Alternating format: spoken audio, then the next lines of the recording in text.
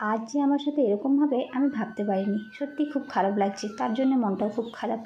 So hello everyone, good morning. তোমরা সবাই কেমন আছো? আশা করি খুব ভালো আছো।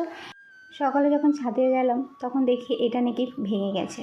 দেখে খুব খারাপ লাগলো, মানে কি বলবো। যাই হোক, আর কিছু করা যাবে না। তো এরকমই একটা ছোটো গামলায় আমি লাগিয়েছিলাম। তো আবার কি করব, নতুন করে আবার একটা নিলাম, বড় গামলা দেখে নিলাম, দিয়ে ওটার মধ্যেই বসিয়ে দিলাম। এরকম হলে না সত্যি খুব খারাপ লাগে, কারণ আমি গাছ লাগাতে খুব পছন্দ করি। আর এরকম ছোট ছোট ফুল দেখতে কি সুন্দর লাগে যখন ফোটে, আর সেই সময় যদি এরকম হয় কেমন লাগে বলো তো। তো যাই হোক, এদিকে আমি আলু ভাজা করছি, আজকে মুড়ি খাবো। আর এখানে চা বসিয়েছি, সবার খাওয়া হয়ে গেছে।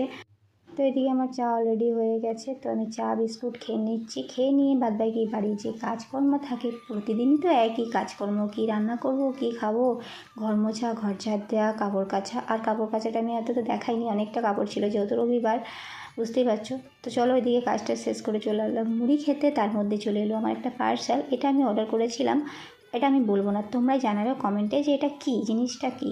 কিন্তু দেখতে আমার সত্যি খুব পছন্দ হয়েছে, খুব ভালো লেগেছে, তো তাই এটা নিলাম। তো এদিকে ভাত বসিয়ে দিয়েছি, আর এখানে চিকেন রান্না করছি, আর এখানে বেগুন ভাজবো, শাক ভাজা হবে।